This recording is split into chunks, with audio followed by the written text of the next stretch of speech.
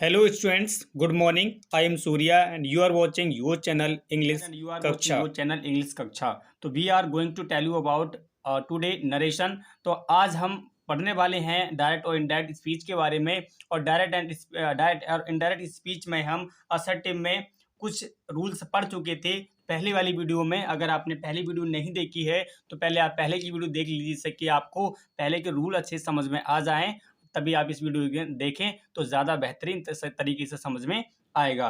तो मैंने पहली वाली वीडियो में कहा था कि हम असर्टिव के जो रूल्स हैं उन्हें हम दो भागों में डिवाइड करने वाले हैं। तो फर्स्ट पार्ट मैं दे चुका हूँ और सेकंड पार्ट आज हम बात करने वाले हैं कुछ इंपॉर्टेंट्स रूल के बारे में। और आज की वीडियो में बहुत ही ज़्यादा इंपॉर्टेंट रूल पढ़ने वाले हैं पेपर की दृष्टि से, या कह सकते हैं एग्जाम की दृष्टि से। तो पहला हमारे पास जो रूल है, पहला जो नियम है, पहला जो नोट है वो हमारे पास है, यदि रिपोर्टिंग वर्ब में कोई ऑब्जेक्ट ना दिया गया हो परंतु रिपोर्टेड स्पीच में कोई संबोधन सूचक शब्द दिया गया हो तो इनडायरेक्ट में उस संबोधन सूचक शब्द को रिपोर्टिंग वर्ब का ऑब्जेक्ट बना लेते हैं। हाँ स्टूडेंट्स, आपने बहुत सही सुना कि उस संबोधन सूचक शब्द को रिपोर्टिंग वर्ब का ऑब्जेक्ट बना लेते हैं। तो यहाँ बात आती है कि संबोधन सूचक शब्द क्या होता है। तो मैं आपको बता दूं कि अगर नहीं जानते हैं तो संबोधन सूचक शब्द जो आप सही समझ रहे होंगे, संबोधन करना यानी किसी के बारे में कुछ बताना। तो यहाँ जैसे मैं कहता हूँ Mohan, Sohan, my dear sister, my dear father, my dear uncle, my dear students या माय डियर टीचर, ऐसे जो शब्द होंगे हमारे सब क्या कहलाएंगे, संबोधन सूचक शब्द, जिनसे हम किसी को इशारा करके कुछ बताते हैं। जैसे देखते हैं एग्जाम्पल और आपको समझ में आएगा बेहतरीन तरीके से। तो पहला एग्जाम्पल हमारे पास है she said comma invert comma Mohan comma you took my book. तो सीता सैड मोहन, अब क्या है, मोहन को संबोधित कर रही है। वो मोहन से कह रही है कि सीता ने मोहन से कहा यू टुक, आपने ली थी या तुमने ली थी, माई बुक, मेरी किताब, कि आपने मेरी किताब ली थी। तो यहाँ जो मोहन है वो एज अ यूज किया गया है संबोधन सूचक शब्द। और आप देख रहे हैं कि रिपोर्टिंग वर्ब में ऑब्जेक्ट भी नहीं दिया गया है। यदि रिपोर्टिंग वर्ब में ऑब्जेक्ट नहीं दिया गया है और रिपोर्टेड स्पीच के बाद में कोई संबोधन सूचक शब्द दिया गया है तो उस संबोधन सूचक शब्द को रिपोर्टिंग वर्ब का ऑब्जेक्ट बना लिया जाता है। ये था हमारा रूल। तो देखते हैं और बनाते हैं डायरेक्ट से इनडायरेक्ट। तो सीता का यहाँ सीता होगा और यहाँ हम जब मोहन को इसका हम रिपोर्टिंग वर्ब का ऑब्जेक्ट बनाएंगे तो यहाँ ऐसे होगा सीता सेड टू मोहन, तभी इसका ये ऑब्जेक्ट बनेगा। तो यहाँ सेड टू का होगा टोल्ड। तो ध्यान रखना है कि जब भी संबंध सूचक शब्द दिया गया है और रिपोर्टिंग वर्ब में ऑब्जेक्ट नहीं है, ओनली सैड है, तो वहाँ सैड को हम टोल्ड में परिवर्तित करते हैं। तो यहाँ सैड का होगा टोल्ड और मोहन को यहाँ ऑब्जेक्ट के स्थान पर रख लिया। तो अगर यहाँ आप सोचें अगर कि अगर ये मोहन पहले से यहाँ होता तो ये कैसे होता, सीता सेड टू मोहन, इसलिए यहाँ सेड टू को हम सैड को यहाँ टोल्ड में चेंज करते हैं पहले से ही सोच करके, इसका ऑब्जेक्ट पहले से मानकर। तो मोहन था संबंध सूचक शब्द, उसे हमने ले लिया ऐसा reporting verb, as a reporting verb object. तो यहाँ सीता टोल्ड मोहन, तो ये हुआ ऑब्जेक्ट इसका। अब कॉमा इनवर्टेड कॉमा का कंजक्शन दैट, यू को चेंज करेंगे हम ऑब्जेक्ट अनुसार। तो ऑब्जेक्ट हमने मान लिया मोहन है और मोहन को मोहन का क्यों मानेंगे ही, और ही का ये लगाएंगे सब्जेक्टिव रूप, तो होगा ही। और ये आप देख रहे हैं कि टुक जो है वर्ब की सेकंड फॉर्म में वी टू है, इनकी पास्ट इंडेफिनिट है। तो पास्ट इंडेफिनिट को हम चेंज करते हैं पास्ट के परफेक्ट में, यानी चेंज करेंगे हैड प्लस वर्ब की थर्ड फॉर्म में। तो यहाँ हैड लगाएंगे, टुक की थर्ड फॉर्म होती है टेकन, तो टेकन। माई जो है वो फर्स्ट पर्सन का प्रोनाउन है और ये पॉजिटिव केस है, तो फर्स्ट पर्सन के प्रोनाउन को चेंज करते हैं सब्जेक्ट के अकॉर्डिंग। और सब्जेक्ट हमारे पास है सीता, तो सीता का लगाना है पॉजिटिव केस, यानी सी का लगाना है पॉजिटिव केस, तो होगा हर, और बुक का होगा बुक। तो आपने ये देखा कि फर्स्ट रूल क्या होता है। चलिए लेते हैं इसका एक और एग्जाम्पल और समझते हैं अच्छी तरीके से। अगला एग्जाम्पल हमारे पास है वो ये है she said comma invert comma brother comma I can give you my watch. She said, उसने कहा ब्रदर भाई, आई कैन गिव यू, मैं तुम्हें दे सकती हूँ, माई वॉच, अपनी घड़ी। तो आप देख रहे हैं कि यहाँ ब्रदर जो है वो ऐसा संबोधन सूचक शब्द यूज किया गया है। तो इस, और हम देख रहे हैं कि रिपोर्टिंग वर्ब में कोई ऑब्जेक्ट भी नहीं दिया गया है, तो इस संबोधन सूचक शब्द को इस रिपोर्टिंग वर्ब का ऑब्जेक्ट बना लेंगे। तो आप सोचें जरा कि अगर इसका ऑब्जेक्ट होता तो ये कैसा होता, ये होता Sita said to his brother. ये ऐसा होता, अगर हम ऑब्जेक्ट पहले से होता तो ऐसा होता Sita said to his brother, Sita ने अपने भाई से कहा। तो वैसे ही मानकर हम इसे चेंज कर लेंगे यहाँ पर। तो सी का सी, सैड को हम चेंज करते हैं टोल्ड में, ब्रदर का यहाँ ऑब्जेक्ट ले लिया, और हमें लगाना चाहें तो यहाँ हिज भी लगा सकते हैं, वाक्य और अच्छा हो जाएगा। ही टोल्ड हिज ब्रदर, तो और ज़्यादा अच्छा अर्थ निकलेगा उसका। आप नहीं लगाना चाहेंगे तो कोई प्रॉब्लम नहीं है। कॉमा, इन्वर्टेड कॉमा का हटा कंजक्शन दैट लगाएंगे। आई हमारा फर्स्ट पर्सन का है, सब्जेक्ट के अनुसार चेंज करेंगे। सब्जेक्ट है हमारा सी, तो सी का लगाएंगे यहाँ सी।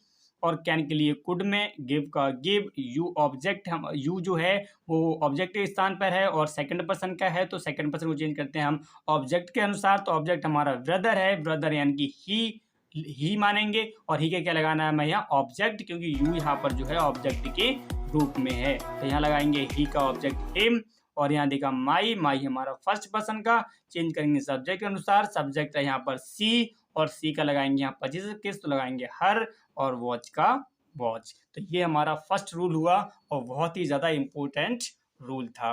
देखते हैं अगला रूल। अगला रूल इससे भी ज़्यादा इम्पोर्टेंट कह सकते हैं आप, बहुत ही ज़्यादा इम्पोर्टेंट कह सकते हैं। तो हमारा सेकंड रूल ये है कि यदि रिपोर्टिंग वर्ब में कोई ऑब्जेक्ट दिया गया हो और साथ ही साथ रिपोर्टेड स्पीच में कोई संबोधन सूचक शब्द भी दिया गया हो, तो इनडायरेक्ट बनाते समय ऐसे वाक्यों की शुरुआत कॉलिंग या एड्रेसिंग से करते हैं। उसके बाद ऑब्जेक्ट लिखकर एज का प्रयोग करके संबोधन सूचक शब्द को लिखा जाता है, तथा उसके बाद वाक्य को साधारण वाक्य की तरह बनाते हैं। It's a very important, very important rule. आप समझ सकते हैं स्टूडेंट्स ये कितना ज़्यादा इंपॉर्टेंट है, क्योंकि हमने इससे पहले ये पढ़ा कि यदि रिपोर्टिंग वर्ब में ऑब्जेक्ट ना हो और संबोधित सूचक शब्द दिया गया हो, तो उस संबोधित सूचक शब्द को उस रिपोर्टिंग वर्ब का ऑब्जेक्ट बना लेते हैं। लेकिन यहाँ बोला है कि पहले से ही रिपोर्टिंग वर्ब में ऑब्जेक्ट भी होगा और साथ ही साथ संबोधित सूचक शब्द भी होगा। तो ऐसे वाक्यों की स्टार्टिंग हम कॉलिंग या एड्रेसिंग से करते हैं, कॉलिंग या एड्रेसिंग से, और उसके बाद लगाते हैं ऑब्जेक्ट, उसके बाद लगाते हैं एस, उसके बाद जो संबोधित सूचक शब्द दिया गया उसे, और प्लस उसके बाद उस वाक्य को साधारण वाक्य बनाते हैं, जैसे हम साधारण तरीका से वाक्य के लिए बनाते हैं। तो लेते हैं इसका एग्जाम्पल और समझते हैं अच्छी तरीके से, और आपको अच्छी तरीके से समझ आएगा, ये मेरा वादा है। तो देखिए स्टूडेंट्स, पहला एग्जांपल हमारे पास है, मोहन सेड टू हमीदा, मोहन ने हमीदा से कहा, माय डियर सिस्टर, मेरी प्रिय बहन, comma, I shall teach you tomorrow, मैं तुम्हें कल पढ़ाऊंगा। तो आपने देखा यहाँ मोहन सेड टू हमीदा, तो यहाँ हमीदा जो है ऑब्जेक्ट भी है और माय डियर सिस्टर यहाँ संबोधन सूचक शब्द भी है। अगर मान लेते हैं यहाँ ऑब्जेक्ट नहीं होता तो इस संबोधन शब्द को रिपोर्टिंग वर्ब का ऑब्जेक्ट बना लेते, लेकिन यहाँ ऑलरेडी सब्जेक्ट हम जो ऑब्जेक्ट जो है वो हमारा गिवन है, तो और यहाँ संबोधन सूचक शब्द भी गिवन है, दिया गया है। तो क्या करेंगे, हम इस वाक्य की शुरुआत सबसे पहले कॉलिंग या एड्रेसिंग से करेंगे। आप इतने रूल को याद रख सकते हैं, जैसे मैंने यहाँ शॉर्ट में लिख भी दिया है। सबसे पहले कॉलिंग या एड्रेसिंग से कोई एक लगा लेंगे, इसमें कोई सोचने वाली बात नहीं कि कॉलिंग लगाएं या एड्रेसिंग। आपको सेंस ऐसा लग रहा है कि कहीं को पुकार रहे हैं तो कॉलिंग लगा सकते हैं, और लग रहा है कि आप किसी को एड्रेस कर रहे हैं, किसी के बारे में बता रहे हैं, तो वहां आप क्या कर सकते हैं, एड्रेसिंग लगा सकते हैं। अन्यथा आप एड्रेसिंग कॉलिंग में से कुछ भी एक लगा सकते हैं, इसमें कोई प्रॉब्लम नहीं है। तो मैंने सबसे पहले लगाया कॉलिंग, उसके बाद लगाना है ऑब्जेक्ट। तो ऑब्जेक्ट यहाँ पर जो है वो ये है हमीदा, हमीदा एक लड़की है, तो लड़की क्या लगाना है हमें ऑब्जेक्ट, तो हमीदा यानी कि सी माना हमने, उसी का लगाना है ऑब्जेक्ट, तो लगाएंगे हर, और यहाँ दिया है एज लगाना है, फिर हमने एज लगाया, फिर लगाया संबोधित सूचक शब्द लिखना है, संबोधित सूचक शब्द है माय डियर सिस्टर, तो माय को चेंज किया हमने सब्जेक्ट के अकॉर्डिंग, सब्जेक्ट है यहाँ मोहन, मोहन एक लड़का यानी कि ही है, और ही का लगाना है हमें पॉजिटिव केस, तो हमने लगाया हिज, डियर का डियर, सिस्टर का सिस्टर। ये हमारा रूल के अकॉर्डिंग परिवर्तन हुआ। अब हमें बनाना है वाक्य को साधारण वाक्य की तरह जैसे हम बनाते थे। तो यहाँ दोबारा से बनाते हैं, दोबारा बनाएंगे तो यहाँ इसका कोई भी यहाँ मतलब नहीं होगा, इतने वाक्य को बनाएंगे केवल इस समुद्र शब्द को छोड़कर। तो मोहन का मोहन, सेड टू का टोल्ड, हमीदा का हमीदा, कॉमा, इन्वर्टेड कॉमा को हटाकर कंजक्शन दैट, और इसको छोड़ने के बाद हम सीधे यहाँ आएंगे। यहाँ आई फर्स्ट पर्सन का है, सब्जेक्ट अनुसार चेंज करेंगे, सब्जेक्ट हमारा मोहन है, तो मोहन के अकॉर्डिंग यहाँ ही, और विल का होगा यहाँ सेल का होगा शुड, लेकिन ही के अनुसार होगा विल, तो विल का होगा वुड, और टीच का टीच, या यू जो है सेकंड पर्सन का है, ऑब्जेक्ट के स्थान पे है, तो चेंज करेंगे ऑब्जेक्ट अनुसार। ऑब्जेक्ट हमारा जो है वो है ऑब्जेक्ट, यानी कि हमीदा। हमीदा कोई लड़की है तो यहाँ उसको ऑब्जेक्ट लगाना है, तो यहाँ होगा हर, और यहाँ पर टुमारो का होता है द नेक्स्ट डे। तो आप अच्छे से रूल को समझ पाए होंगे। चलिए लेते हैं एक जल्दी से एक और एग्जाम्पल और समझते हैं इसे बेहतरीन तरीके से। तो एक और एग्जाम्पल हमने लिया बहुत ही अच्छी तरीके का, इससे आपको और ज़्यादा क्लियर समझ में आएगा। तो स्टूडेंट्स अगला एग्जाम्पल हमारे पास है, रामा सेड टू सीता, राम ने सीता से कहा, माय डियर वाइफ, मेरी प्रिय पत्नी, आई शैल गिव यू, मैं तुम्हें दूंगा, अ लॉट ऑफ लव, बहुत सारा प्यार, यानी कि मैं तुम्हें बहुत सारा प्यार करूंगा। चलिए देखते हैं यहाँ पर क्या है, ऑब्जेक्ट भी है रिपोर्टिंग वर्ब में, और रिपोर्टेड स्पीच में संबंध सूचक शब्द भी है, माय डियर वाइफ। तो देखते हैं ऐसे वाक्यों की स्टार्टिंग कॉलिंग या एड्रेसिंग से करनी है। तो कॉलिंग से मैंने यहाँ फिर से स्टार्टिंग कर ली है इसकी, और यहाँ लगाना है ऑब्जेक्ट, सीता है यहाँ पर सी यानी कि, तो इसको ऑब्जेक्ट लगाना है तो हर, और लगाना है एज, तो हमने एज लगाया। उसके बाद लगाते हैं समुद्र सूचक शब्द। समुद्र सूचक शब्द हमारे पास में है माई डियर वाइफ, तो माई को चेंज किया हमने सब्जेक्ट को, सब्जेक्ट अकॉर्डिंग, सब्जेक्ट है यहाँ रामा यानी कि राम, तो हमने यहाँ लगा दिया हिज डियर वाइफ, और दोबारा से वाक्य को साधारण वाक्य बनाएंगे यहाँ कॉमा लगाने के बाद। तो राम का राम, सेड टू का टोल्ड, सीता का सीता, कॉमा इन्वर्टेड कॉमा का कंजक्शन दैट, और आई को चेंज करेंगे सब्जेक्ट के अकॉर्डिंग। सब्जेक्ट हमारा राम, तो राम यानी कि हमने ही माना यहाँ पर, और तो यहाँ तो हो गया सब्जेक्ट को लगाना है ही, और यहाँ सेल का होगा वुड, क्योंकि ही के अनुसार आता है बिल, तो बिल का होगा वुड। और गिव का गिव, यू ऑब्जेक्ट है, ऑब्जेक्ट जो है यू सेकंड पर्सन का है, तो चेंज करेंगे ऑब्जेक्ट अनुसार। ऑब्जेक्ट हमारा सीता है, तो सीता का लगाना है ऑब्जेक्ट, तो हुआ हर, और अ लॉट ऑफ लव।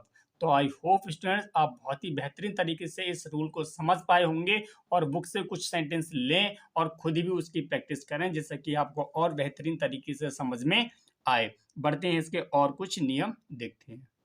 अगला नियम हमारे पास जो है वो ये है कि अगर किसी सेंटेंस में रिपोर्टेड स्पीच में नीड नॉट आया है तो उसमें कोई परिवर्तन नहीं करते हैं, नीड नॉट का नीड नॉट ही रहने देते हैं। तो देखते हैं इसका example, he said to his wife, उसने अपनी पत्नी से कहा, I need not to go there now, अब मुझे वहां जाने की आवश्यकता नहीं है या जरूरत नहीं है। तो चेंज करेंगे इसे इनडायरेक्ट में, तो ही का ही, सेड टू का होगा यहाँ told, his wife, comma inverted comma हटाकर कंजक्शन दैट, फिर आई सब्जेक्ट अनुसार चेंज करेंगे, फर्स्ट पर्सन का है, सब्जेक्ट हमारा ही है, तो ही के अनुसार सब्जेक्ट ही, और नीड नॉट को चेंज नहीं करना है, तो नीड नॉट का नीड नो नॉट, गो का गो, और हेयर का होता है देयर, तो यहाँ ऑलरेडी देयर है तो देयर का हम देयर रखेंगे, और नाउ का होता है देन, तो नाउ का देन।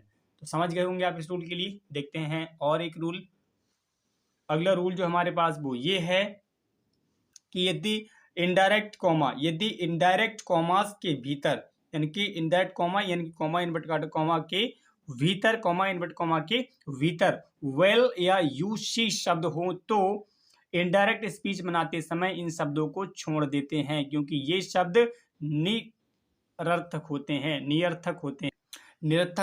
निरर्थक का मतलब होता है जिनका कोई अर्थ नहीं होता है। जैसे कि हमारे पास सेंटेंस है, माई मदर सेड, मेरी माँ ने कहा, well Ram, I shall give you a prize, मैं तुम्हें एक उपहार दूंगी। तो आप देखते हैं दोस्त यहाँ बोलो वेल राम, तो यहाँ इसका कोई मीनिंग नहीं है, यहाँ बोलने में यूज किया जाता है कि अच्छा राम, मैं तुम्हें एक इनाम दूंगी। तो यहाँ वेल राम जो यूज किया गया है, यहाँ इसका कोई यूज नहीं है, इन शब्दों को हम क्या करेंगे, हटा देंगे। तो बनाएंगे माई मदर, सैड का सैड, और यहाँ पर जो राम है, राम को हमने यहाँ समुद्र शब्द की तरह यहाँ ऑब्जेक्ट बना लिया है, यहाँ हमने राम को ऑब्जेक्ट मान के इधर ले लिया, तो सेड टू का होगा टोल्ड, और यहाँ राम का राम, दैट का दैट, आई को सब्जेक्ट अनुसार यानी कि मदर, माई मदर है, तो माई मदर के अनुसार यहाँ होगा यहाँ सी, तो सब्जेक्ट का सी, और सेल का शुड होता है, सी के अनुसार यहाँ वुड होगा। गिव यू ऑब्जेक्ट अनुसार चेंज करेंगे, ऑब्जेक्ट राम है तो राम का ऑब्जेक्ट हिम, अब प्राइस का प्राइस। तो आपने देखा ये बहुत ही ज़्यादा मोस्ट इम्पोर्टेंट रूल कह सकते हैं थे, और देखते हैं कुछ और रूल जो बहुत ही ज़्यादा इम्पोर्टेंट हैं। तो अगला रूल जो हमारे पास है वो ये है कि यदि रिपोर्टिंग वर्ब में कोई सर या मैडम जैसे आदर्शसूचक शब्द दिए गए हैं तो इनडायरेक्ट स्पीच में बदलते समय इन शब्दों को हटाकर रिपोर्टिंग वर्ब में रेस्पेक्टफुली बढ़ा दिया जाता है। दोबारा देख लें, बहुत ही इंपॉर्टेंट रूल है कि यदि रिपोर्टिंग स्पीच, आरएस का मतलब यहाँ है रिपोर्टेड स्पीच में सर या मैडम जैसे आदर्शसूचक शब्द दिए गए हैं हों तो इनडायरेक्ट स्पीच में बदलते समय इन शब्दों को हटाकर रिपोर्टिंग वर्ब में रेस्पेक्टफुली बढ़ा दिया जाता है। तो आप समझ गए होंगे इस रूल के लिए। चलिए देखते हैं इसका एग्जाम्पल और समझते हैं बेहतरीन तरीके से। तो इसका एग्जाम्पल है students, Rahul said to his teacher, Rahul ने अपने अध्यापक से कहा सर, यानी कि sir comma I have completed my work, यानी कि मैं अपना काम पूरा कर चुका हूँ। तो आपने देखा यहाँ सर का यूज किया गया है और ये सर क्या एक आदर्श सूचक शब्द है। तो करना क्या है, रिपोर्टिंग वर्ब में हमें रेस्पेक्टफुली बढ़ा देना है और ये सर और मैंने जैसे शब्दों को हटा देना है। तो इनडायरेक्ट देखते हैं कैसे बनाएंगे। राहुल का राहुल, सेड टू का हुआ टोल्ड और इसी के स्थान पर हम यहीं पर बढ़ा देना है रेस्पेक्टफुली। तो राहुल टोल्ड रेस्पेक्टफुली और his teacher comma inverted comma को हटा लगाएंगे कंजक्शन दैट और सर को हमें यहाँ से हटा देना है और आई को चेंज करना है सब्जेक्ट के अकॉर्डिंग। आई हमारा है फर्स्ट पर्सन का और सब्जेक्ट हमारे पास है राहुल। तो राहुल के अनुसार यहाँ होगा ही और यहाँ टेंस जो है वो परफेक्ट है प्रेजेंट का, तो चेंज करना है पास्ट के परफेक्ट में, यानी कि हैव को हैड में चेंज करना है। कंप्लीटेड और माई जो है वो फर्स्ट पर्सन का है और यहाँ पॉजिटिव किस रूप में है, तो हम फर्स्ट पर्सन चेंज करते हैं सब्जेक्ट अनुसार। सब्जेक्ट हमारा राहुल है, राहुल यानी कि ही है और ही का लगाना हमें पॉजिटिव केस, तो ही का पॉजिटिव केस होता है हिज और वर्क का वर्क। तो आपने देखे यहाँ बहुत ज़्यादा इंपॉर्टेंट रूल। चलिए देखते हैं कुछ और ज़्यादा इंपॉर्टेंट रूल जो है हमारी बी के रूल, जो मैंने आपको स्पेशल बनाए हैं। आज तक किसी ने स्पेशल तरीके से नहीं पढ़ाए होंगे, ये मैं आपसे वादा करता हूँ।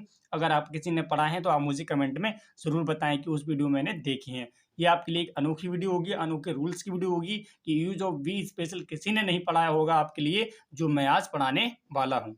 तो देखते हैं स्पेशल तरीके से यूज ऑफ बी के रूल, बी के कौन कौन से नियम हो सकते हैं जो हमें डायरेक्ट से इनडायरेक्ट बनाते समय ध्यान रखने हैं और इन रूलों से हमें बहुत ही ज़्यादा मदद मिलेगी। तो पहला हमारा रूल ये है, पहला नोट ये है, पहला नियम ये है कि यदि रिपोर्टेड स्पीच में आए हुए बी का प्रयोग संपूर्ण मानव जाति के लिए हुआ है तो बी को बदला नहीं जाता है। It's a very important rule, आप कह सकते हैं स्टूडेंट्स ये बहुत ही ज़्यादा जरूरी रूल है। तो ये आप देख रहे हैं कि बी को बदला नहीं जाएगा, लेकिन कब, जब संपूर्ण मानव जाति की बात की गई हो तो बी को बदला नहीं जाता है, बी को वैसा ही रहने दिया जाता है। चलिए देखते हैं एग्जाम्पल और समझते हैं बेहतरीन तरीके से। तो हमारा एग्जाम्पल है the saint said we are human being.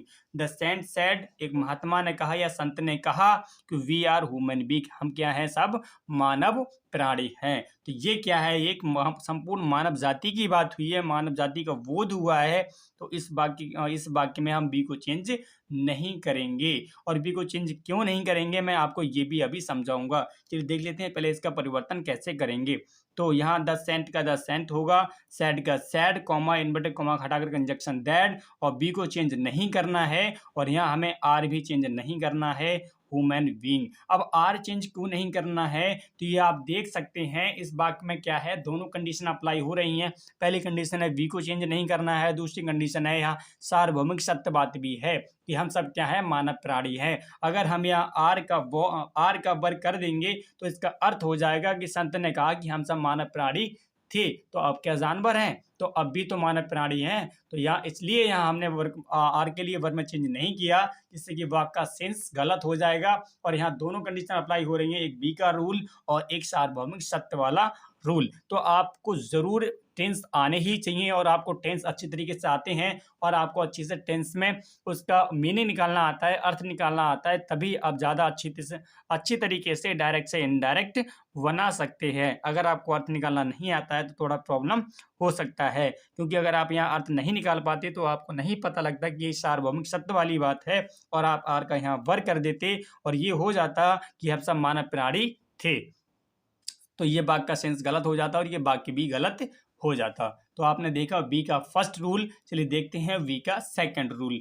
We का सेकंड रूल जो है ये है कि यदि वी का प्रयोग कहने वाले और सुनने वाले दोनों के लिए हुआ है और उस कहने और सुनने वालों में से कोई एक फर्स्ट पर्सन का प्रोनाउन है तो वी को बदला नहीं जाता है। आप देख रहे हैं कि वी का दूसरा रूल भी यही है कि वी को बदला नहीं जाएगा यदि कहने और सुनने वाले में से कोई एक फर्स्ट पर्सन का प्रोनाउन है। चलिए देखते हैं यहाँ क्या बात की जा रही है एग्जाम्पल के जरिए। डायरेक्ट में हमारा है सी सेड टू मी, तो आपने देखा यहाँ मी जो है वो फर्स्ट पर्सन का प्रोनाउन है और सी यहाँ कहने वाला है और मी यहाँ सुनने वाला है। तो यहाँ पर भी फर्स्ट पर्सन हो सकता है, यानी कि आई और बी अगर यहाँ पर आया है तो भी, और मी और अस अगर यहाँ पर आया है तो भी, ये रूल दोनों में अप्लाई होगा। तो यहाँ हमने देखा मी जो है वो सुनने वाला है और सुनने वाला जो है हमारा फर्स्ट पर्सन का है, और हमारे रूल में बात की गई कि कहने और सुनने वाले में से कोई भी एक फर्स्ट पर्सन का होना चाहिए। तो हमने देखा सुनने वाला एक फर्स्ट पर्सन का प्रोनाउन है जिसका ऑब्जेक्ट रूम में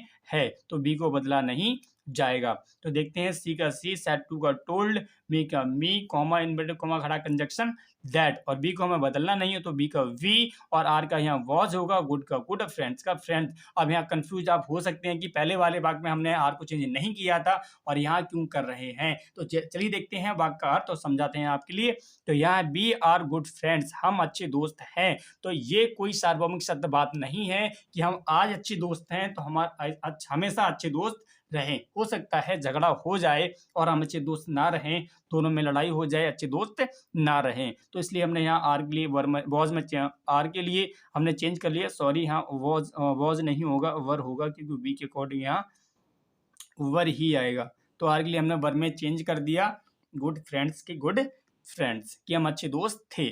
तो ये हुई चेंजिंग। पहले वाले हमने चेंजिंग इसलिए नहीं की थी क्योंकि हमको पता था भाई एक सार्वभौमिक सत्य बात हो रही है, अगर वाक्य को हम चेंज करेंगे तो उसका मीनिंग चेंज हो जाएगा, और वो एक सार्वभौमिक सत्य वाला वाक्य था। तो ये हुए हमारे बी के दो रूल। देखते हैं अगला बी का रूल, थर्ड रूल क्या कहता है। तो थर्ड रूल हमारे पास जो है वो ये है, देखते हैं इसका थर्ड रूल। थर्ड रूल हमारे पास ये है कि यदि बी का प्रयोग कहने वाले और सुनने वाले दोनों के लिए हुआ है और दोनों ही थर्ड पर्सन के सिंगुलर प्रोनाउन है, याद रखना है कि दोनों ही सुनने और कहने वाले में से दोनों ही थर्ड पर्सन के सिंगुलर प्रोनाउन हो तो वी को दे में बदल दिया जाता है।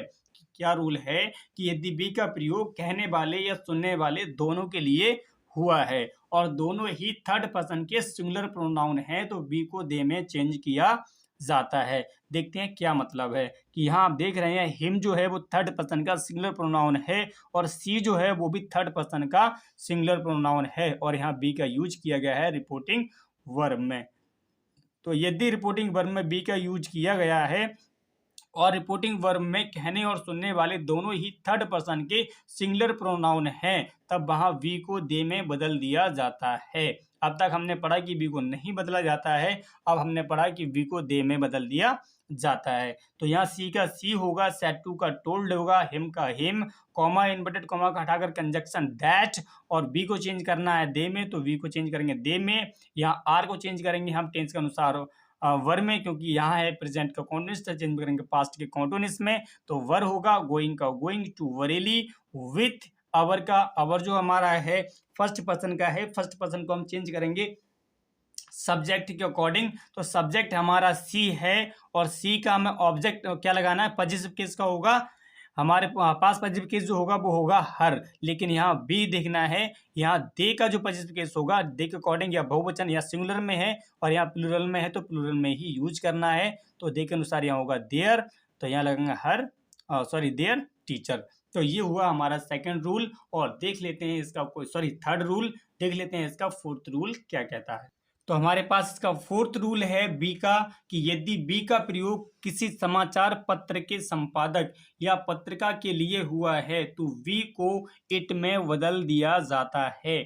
आपने देखा कि पहले दो वाले रूल में हमने बी को नहीं बदला और तीसरे रूल में बी को हमने दे में बदला और चौथे रूल में वी को इट में बदल रहे हैं। कब? जब यदि किसी समाचार पत्र के संपादक या पत्रिका के लिए बी का प्रयोग किया गया है तो वी को इट में बदल दिया जाता है। और संपादक क्या है पत्रिका और पत्रिका क्या है, जैसे कोई न्यूज अखबार है या न्यूज अखबार के बारे में कोई बात है, जैसे देखते हैं एग्जांपल, आपको अच्छी तरह समझ में आएगा। द अमर उजाला सैड, अमर उजाला ने कहा, comma inverted comma, we have printed, हम पहले ही छाप चुके थे, दिस न्यूज बिफोर, हम पहले ये न्यूज छाप चुके थे। तो ये आपने देखा यहाँ अमर उजाला जो है एक पत्रिका का नाम लिया गया है तो हम वहाँ वी का यूज किया गया है तो वी को इट में चेंज कर देंगे। तो the Amar Ujala sad, comma inverted comma को हटा कंजक्शन दैट, और वी को चेंज करना है इट में, हैव प्रिंटेड यानी कि परफेक्ट है प्रेजेंट का तो चेंज करना है पास्ट के परफेक्ट में, तो हैड प्रिंटेड, दिस का होगा दैट, न्यूज का न्यूज, बिफोर का बिफोर। तो हमने देखा कि असर्टिव के सारे रूल कितने ज़्यादा इंपॉर्टेंट थे, कौन से ज़्यादा इंपॉर्टेंट रूल थे वो हमने दोनों वीडियो में कवर कर लिए हैं। तो हमने असर्टिव के सारे रूल पढ़ लिए हैं। अगर आपको लगता है कोई रूल छूट गया है तो आप कमेंट कर सकते हैं और बता सकते हैं कि ये रूल यहाँ पर अभी रह गया है। और मैं आशा ये करता हूँ कि मैं सभी रूलों को आपको बेहतरीन तरीके से बता चुका हूं और आपको अच्छी तरीके से समझ में आए होंगे। अगर फ्रेंड्स अब भी कोई डाउट है तो प्लीज़ कमेंट में बताइए, और कोई अगर यहाँ कोई भी आपको लगता है कि कुछ भी इम्प्रूव करने की ज़रूरत है तो मैं आपको वो भी इम्प्रूव कर लूँगा, करूँगा। आप ज़रूर वहाँ कमेंट में बताएं। और आपको अगर वीडियो पसंद आती है, अगर वीडियो आपको अच्छी लगती है तो प्लीज़ चैनल को सब्सक्राइब जरूर करें, वीडियो को लाइक ज़रूर करें और साथ में बेल आइकन को भी प्रेस कर लें, जिससे कि आपको आने वाली वीडियो का नोटिफिकेशन टाइम पर मिलता रहे और आपको इंटर में अच्छे नंबर लाने का मौका प्राप्त हो। मैं यहाँ इंटर का फुल्ली कोर्स मैंने पहले ही वीडियो में बताया है, पहले की वीडियो में बताया है कि फुल्ली कोर्स कराने वाला हूँ, पूर्ण कोर्स कराने वाला हूँ, चाहे वो ग्रामर का हो और चाहे वो प्रोज पोएट्री सप्लीमेंट का हो। तो आप बिल्कुल भी हमारे चैनल को सब्सक्राइब करना ना भूलें। पढ़ते रहिए फ्रेंड्स, अगर कोई प्रॉब्लम है तो कमेंट करिए और तब तक के लिए पढ़ते रहिए। Take care, bye bye.